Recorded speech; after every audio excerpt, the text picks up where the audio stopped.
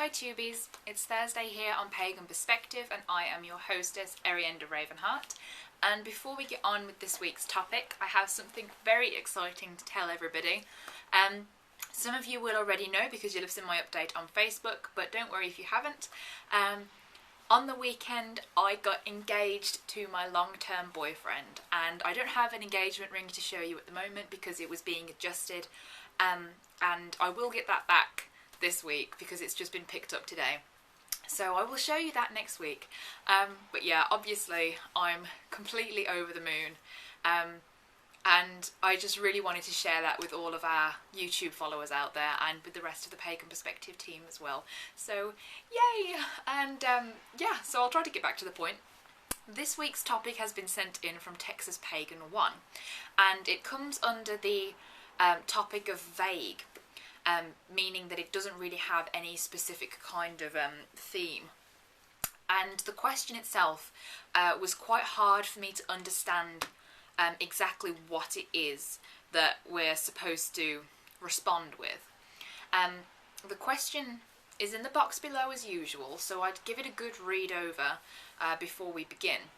Now, the question is about how to teach somebody a lesson. But I'm guessing from the way the question is worded, the questioner, or the teacher in this case, wants some kind of physical, practical way of teaching this lesson. It doesn't necessarily fit into the straightforward category of just telling that person, what to do, or making their mind up for them. They want to engage the student and get them thinking about responses and that kind of thing.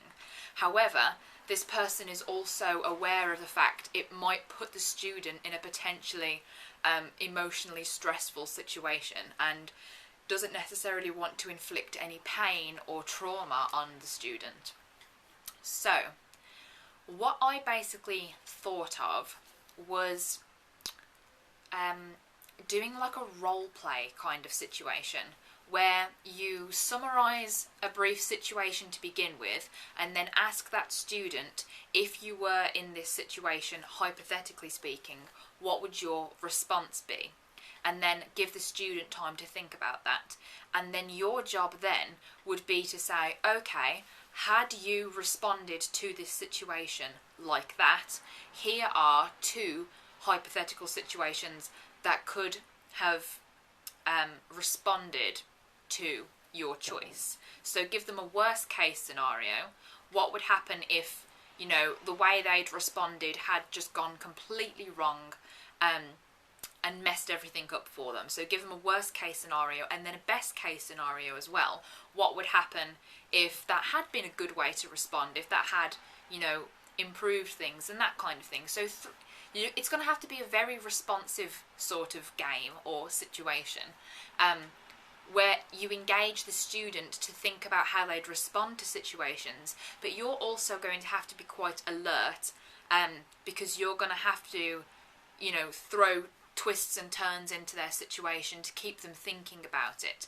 So then once they've given responses to the worst case scenario and the best case scenario, you do the same thing from then. So worst case scenario, respond to that. Okay, this is your response to the worst case scenario.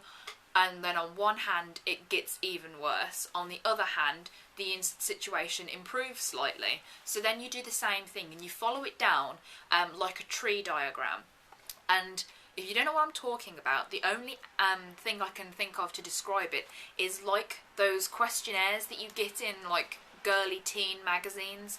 I don't really know about boys magazines obviously because I didn't read those growing up, but girly magazines have like, and when I say girly magazines I don't mean porn, which is another way of describing porn. It's like girly magazines. I mean girly magazines as in magazines aimed at teenage girls, like celebrity gossip and that kind of thing.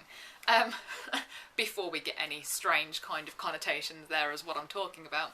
So teenage girls magazines have like personality quizzes and things like that, where it asks you a question and then it branches down to like yes or no. or, you know, option A, option B, and then each of those clouds or boxes then branches down into 2 more choices or several choices. And there's a alarm sounding outside now. Give it a minute to go past so I can actually carry on talking. Right.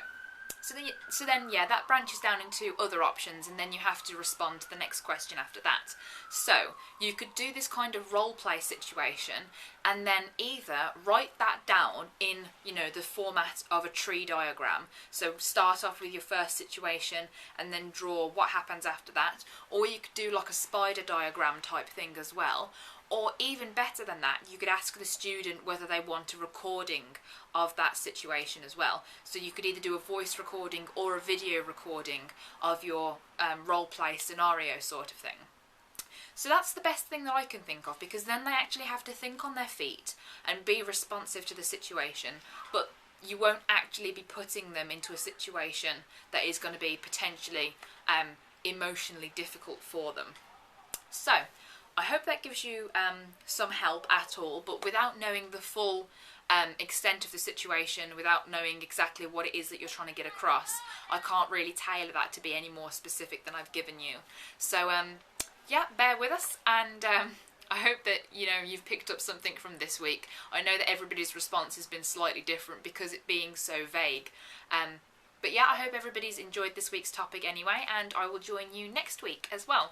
So until then, may you all blessed be.